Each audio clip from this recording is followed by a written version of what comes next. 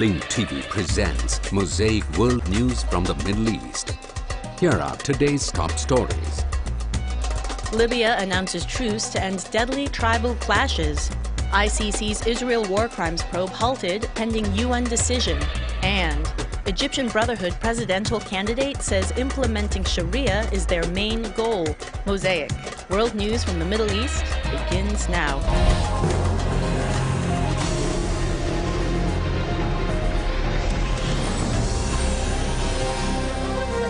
Our Al Jazeera correspondent in Libya reported that a ceasefire is now in effect in western Libya after intervention from the Supreme Council for the Revolutionaries, the National Army and the High Reconciliation Committee.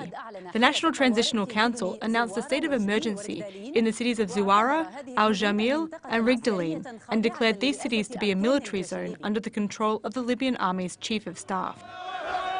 تبدو اليد العليا للسلاح في الغرب الليبي.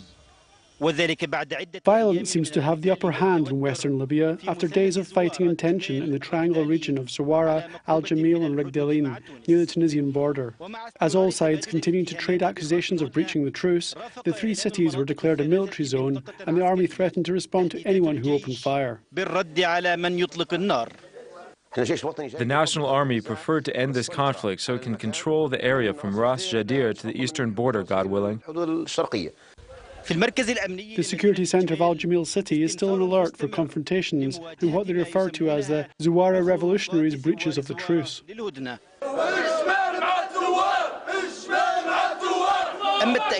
As for their affirmation of support for the revolution, it is interpreted as a direct response to the accusation by their neighbours in Zuwara that Al-Jamil remains loyal to the former Gaddafi regime.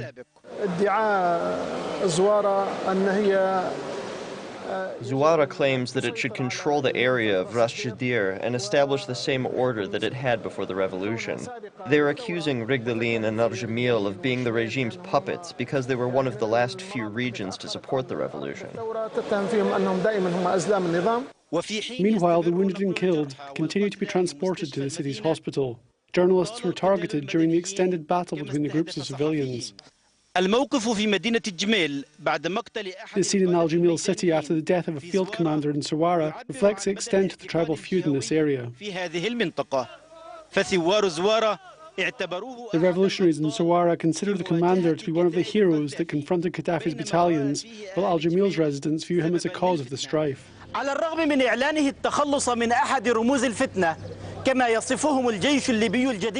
Even though the new Libyan army announced that they have eliminated a prominent figure in the strife, the mission of maintaining security in western Libya does not appear to be going smoothly, at least in light of the current tension.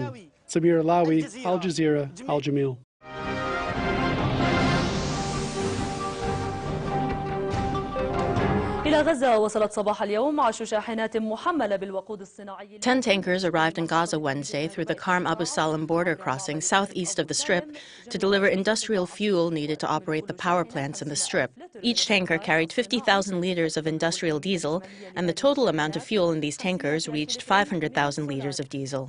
Director of the Palestinian Government Media Center, Ghassan al-Khatib, said 500,000 liters of diesel were delivered to the power plant. أمس إجراء الترتيبات اللازمة لتحويل 415,000 لتر. Yesterday, necessary arrangements were made to transport 415,000 liters of natural diesel to the power plant in the Gaza Strip. This came after the electricity company in Gaza transferred the payment to the Palestinian Petroleum Commission in Ramallah so that it will pay it to the Israeli side. هذه ترتيبات مؤقتة إلى حين إنجاز الربط.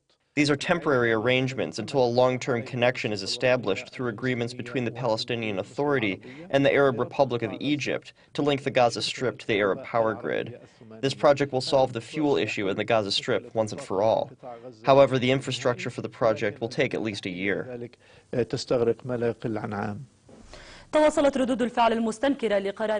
Reactions ensued condemning the International Criminal Court's decision to halt the probe into the Israeli occupation's crimes against the Palestinian people in 2009. Meanwhile, Human Rights Watch denounced the decision, saying it gives a green light to the occupation to commit additional crimes. سكت دهرا ونطق كفرا. هذا هو حال المدعي العام للمحكمة الجنائية الدولية.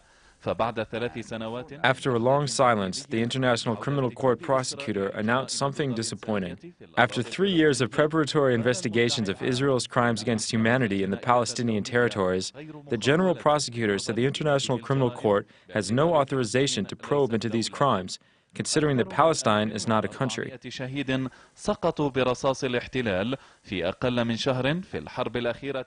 More than 1,400 martyrs were killed in the occupation's gunfire in less than a month during the latest war on the Gaza Strip.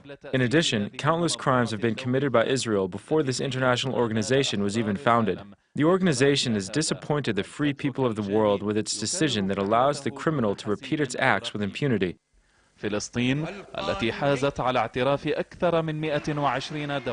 Palestine attained recognition from over 120 countries on the eve of its declaration in Algeria and has established diplomatic relations through its embassies and representatives in numerous parts of the world.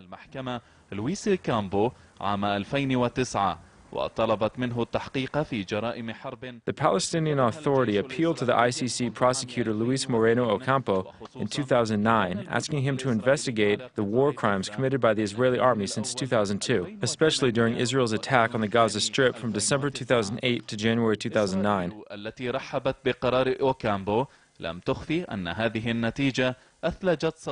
Israel, which welcomed Ocampo's decision, did not hide its satisfaction with this result. Once again, Israel becomes a country above the law, and the tears of Palestinian children were shed in vain as a result of this court's decision. In turn, Human Rights Watch expressed its regret over the International Criminal Court's decision, asserting that today's decision appears to close the door, for now, on access to the ICC for victims of international crimes committed in the Palestinian territories.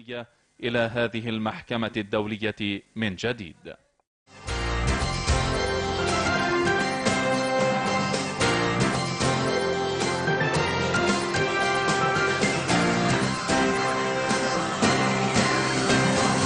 Police and Army sappers are continuing to search for the remains of at least one Grad rocket that was fired at the city of Eilat around 1 o'clock this morning. 3 explosions reportedly rocked the city, although no injuries or damage have been reported. So far, the debris from just one missile has been located 300 meters away from a residential apartment building. Security officials say that they believe that the rockets were fired from the Egyptian Sinai, although, according to Arab media reports, the Egyptian head of Sinai security is denying that the rocket fire came from the territory. Eilat was last targeted by terrorist rocket fire 2 years ago when 1 person was killed and 4 others were injured. The level of alert has been raised in the southern tourist site, and police and emergency services are increasing their presence ahead of the holiday weekend. The Red Sea resort city is gearing up to welcome thousands of visitors over the Passover holiday. Travel operators say that there have not been cancellations due to the increased security concerns, and City Mayor Meir Halevi has vowed that normal life will not be disrupted. Just after midnight, there are a number of explosions that were heard in the city of Eilat. We received hundreds of calls to our emergency lines. Immediately, our bomb disposal units searched the area and the different neighborhoods for the possibility of rockets that have struck. And our units discovered one Grad rocket, a 122mm rocket, that in fact struck the city without causing any injuries. This isn't the first strike on the city of Eilat. The previous strike that took place was in August 2010. As of this morning, we've heightened security, and we're continuing to search for the other rockets that might have landed in the city. In response to this morning's rocket attack, Prime Minister Benjamin Netanyahu said that even though Israel is taking steps to protect its citizens and visitors to the south, the building of a security fence on the Sinai border is not enough to prevent rocket attacks from the territory. Warning that the Sinai has become a staging ground for terror attacks against the country, Netanyahu added that Israel will not permit any attacks against its residents and will take whatever action necessary to eliminate the missile threat. In political developments, the Prime Minister is slated to take part in a summit later this month with Palestinian Authority President Mahmoud Abbas. According to Israel Radio, the 2 leaders will hold talks shortly after Netanyahu meets with PA Prime Minister Salim Fayyad. Israel and the Palestinians are currently locked in a diplomatic stalemate, and Netanyahu and Abbas have not spoken to one another in several months. And meanwhile, amid criticism over the right of the surprise evacuation of Jews from the disputed home in Hebron, Prime Minister Netanyahu last night announced his commitment to expanding the settlement enterprise in the West Bank. The legality of the purchase of the Machpelah house in Hebron is now under investigation, and in the meantime, the property has been cordoned off by the army. In regional news, Iran is now attempting to push planned nuclear talks with Western powers out of the slated venue in Turkey. As relations between Ankara and Tehran have become increasingly strained, Iranian officials say that they now want to relocate next week's negotiations to Syria, Iraq, Lebanon, or even China. Meanwhile, Washington says that the time for a diplomatic resolution to the Iranian nuclear standoff is not infinite. That's the word from U.S. Secretary of State Hillary Clinton, who warned Tehran that all options for dealing with the threat remain under consideration. Speaking during a visit to Kosovo, Clinton cautioned that while Iran still has a chance to end the dispute peacefully, its window of opportunity will soon be closing. As I've said before, we are not interested in talks for the sake of talks. We want to engage in serious discussions that will lead to concrete results. So I want again to urge the Iranian government to take this opportunity to begin addressing the international community's concerns about the possible military dimensions of the Iranian nuclear program. As I said just Sunday in Istanbul, there is still time and space to pursue the objectives that we seek through diplomacy. We want to see a peaceful resolution of the international community's concerns, but the time for diplomacy is not infinite, and all options remain on the table to prevent Iran from acquiring a nuclear weapon. And until Iran comes into compliance with its international obligations and demonstrates the peaceful intent of its nuclear program, they will continue to face strong pressure and isolation.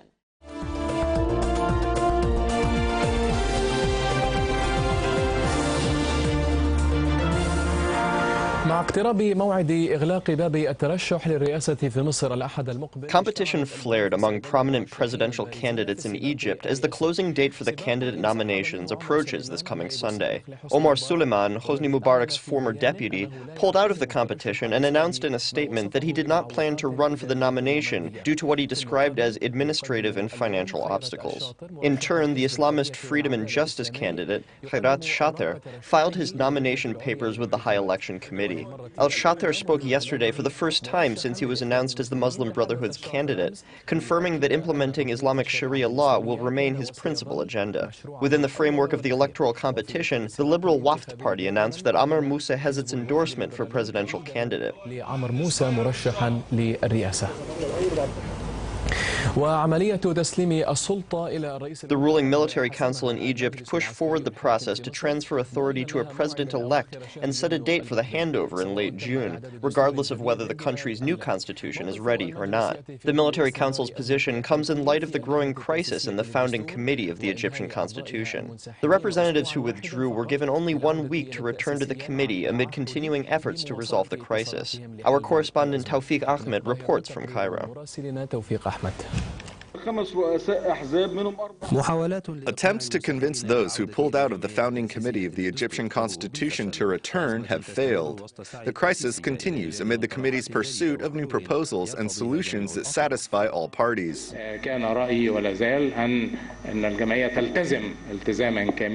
My opinion was, and still is, that the committee must fully adhere to the Al-Azhar document.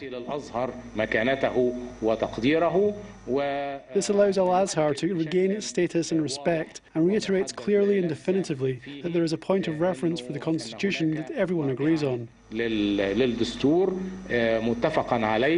The members who withdrew have been given 1 week to return if they choose. The mediation efforts were reflected in the withdrawal of a number of the Islamist movement's members, creating a vacuum that was quickly filled by other political blocs. The approval vote for the amendments added to the Constitution was raised from 51% to 60%. The domination of the issue by the Muslim Brotherhood and the Salafi Wahhabi groups in Egypt's parliament has alienated a number of leading institutions that represent many aspects of Egyptian society. Amid the political polarization, Egyptians believe that the solution lies at the hands of the Founding Committee of the Constitution. The Founding Committee has opened the door wide for Egyptians to express their opinions and make suggestions for the new constitution.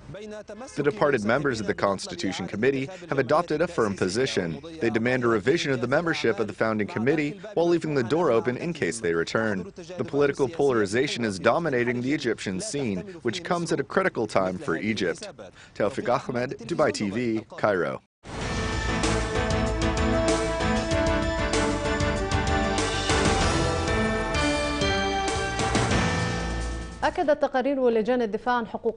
In its annual report, the Committee for the Defense of Human Rights has listed Saudi Arabia as one of the world's worst human rights abusers during the past year.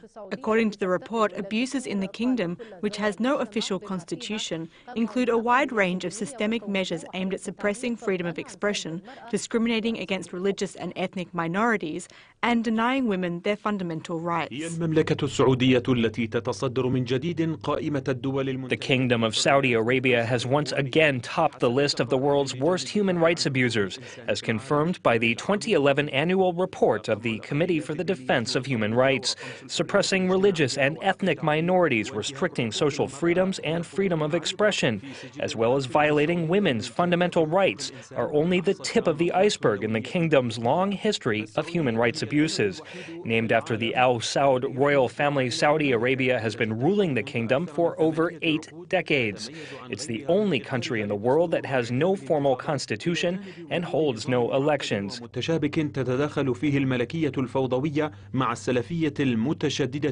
Its basic law is a constitution-like charter that proclaims the right of monarchy enshrined by militant Salafi ideology. The repression of religious minorities was the focus of the report on the state of human rights in the kingdom. The report listed a wide range of systematic measures practiced by Saudi authorities against religious minorities. Religious minorities are facing discrimination on all levels, including in the education sector. School curricula include subjects that contradict with religious minorities' beliefs and often describe them as apostates or non-believers. Saudi Arabia's violations prompted the U.S., which is its main ally, to criticize the Saudi regime over its oppressive measures against religious minorities. The Saudi regime is described as one of the worst abusers of the freedom of expression and opinion. The U.S. State Department's report added that Saudi Arabia continues to actively prevent the religious practices of other faiths. In addition, the country does not provide legal recognition or protection for the freedom of religious individuals.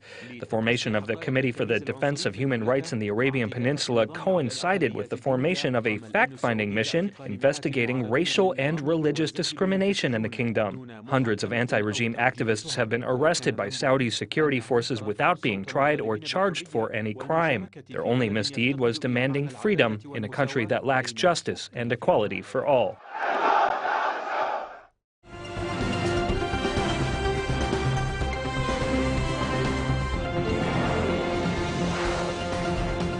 On to news coming out of Saudi Arabia now, where protesters have once again taken to the streets calling for the release of a prominent human rights activist.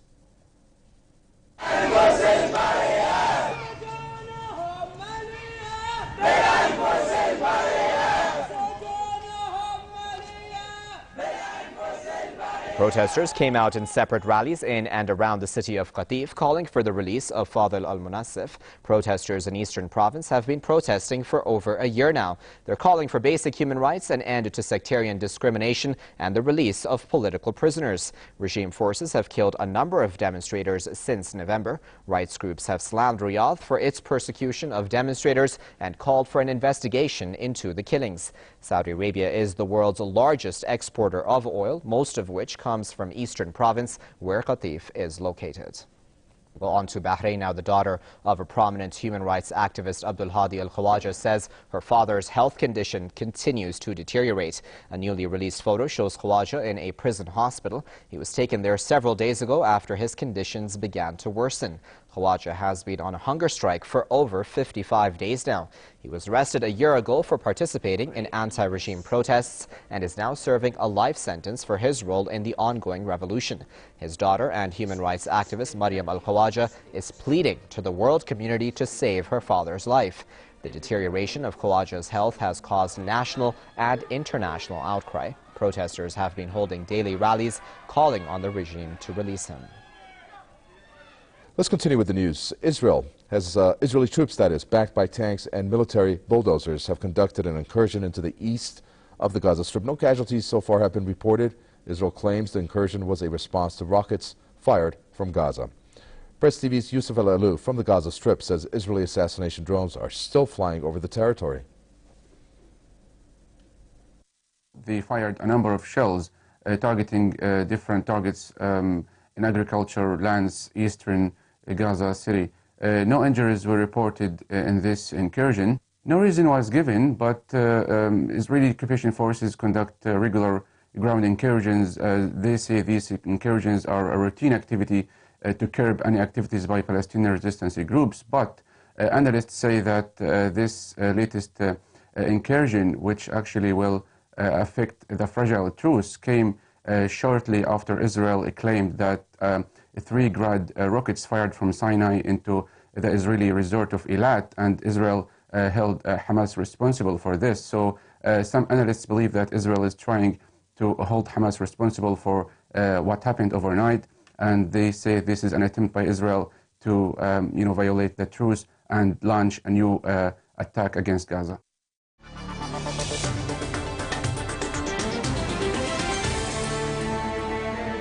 The UN Arab League envoy to Syria, Kofi Annan, said the violence and the military operations launched by government forces on civilians are still ongoing, even though Damascus announced they would agree to the Annan plan. Annan said in a video conference with the UN General Assembly that if the Syrian government adheres to the April 10th deadline for halting violence, then all sides should cease fighting by 6 p.m. on April 12th. He called on both sides to respect the truce. Clearly, the violence is still continuing. Clearly, the violence is still continuing. Alarming levels of casualties and other abuses continue to be reported daily. Military operations in civilian populations have not stopped. For its part, the government has written to me stating that armed groups continue to assault and attack government forces, civilians, and property.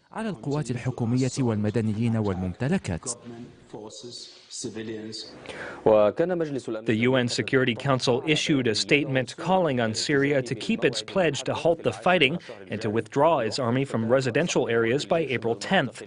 The U.S. representative to the Security Council, Susan Rice, said the council called on all parties in Syria to end the violence in accordance with provisions of the UN Arab League envoy Kofi Annan's initiative. Rice stressed the importance of resolving the Syrian crisis peacefully and politically. In another development, Syrian authorities approved the International Committee of the Red Cross's visit to Aleppo Central Prison. Meanwhile, the Syrian Revolution General Commission said security forces and the army killed 31 civilians in various parts of Syria. The Syrian Observatory for Human Rights added that 5 regime soldiers were killed on Thursday during clashes in the countryside of Aleppo. The surroundings of the Syrian capital, Damascus, witnessed campaigns of raids, shelling, and arrests in the past several hours. 2 activists were killed after their car was targeted by security forces in the neighborhood of Kfar Sousa. Activists said confrontations between regime forces and members of the Free Syrian Army during clashes in Douma city, which is located several kilometers from the capital, led to the deaths of civilians and soldiers on both sides. Harasta also saw fighting, according to the Syrian Observatory for Human Rights, which asserted that the 2 armies clashed in a number of regions in Syria. The Homs region witnessed the largest number of civilian fatalities. The shelling continued on some of its neighborhoods, as well as areas in its countryside. As for the Rastan, it saw violent shelling by the regime army, which killed civilians. Talbiso witnessed shelling and civilian deaths as well. The villages of Haritan, Anadan, and Bian in the countryside of Aleppo saw clashes between the Syrian army and fighters from the Free Syrian Army after regime soldiers in the region defected. 3 regime soldiers were killed in the northern countryside of Aleppo, according to the Syrian Observatory for Human Rights. In southern Syria, 2 regime soldiers were killed during clashes in Al-Nuaima village in Daraa province. In the countryside of Idlib, a member of the Free Syrian Army was killed in the city of Khan Sheikhun. The Free Syrian Army has announced that they will form a new brigade in the city. Clashes escalated in the past 2 days, even though the Annan Plan stipulates a halt to military operations and the withdrawal of military vehicles congregating at residential complexes. The Annan Plan entails ending the violence from all sides under UN supervision, withdrawing military forces, delivering humanitarian aid to the damaged areas, releasing the detainees, and allowing peaceful demonstrations. On the other hand, over 1,000 people fled to Turkey from northern Syria within the last 24 hours.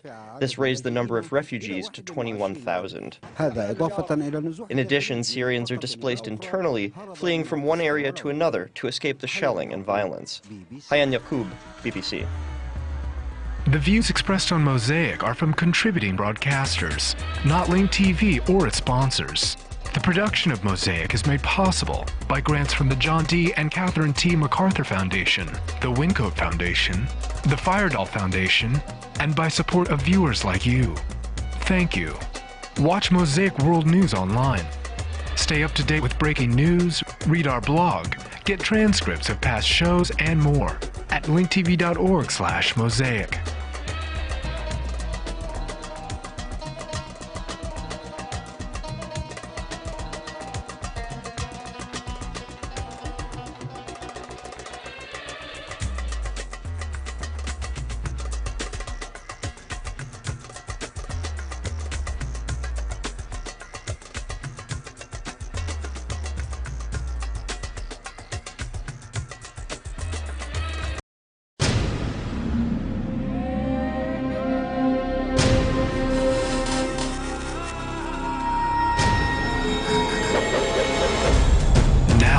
Airwaves, a global channel of uncompromising stories, world news, documentaries, entertainment, and culture.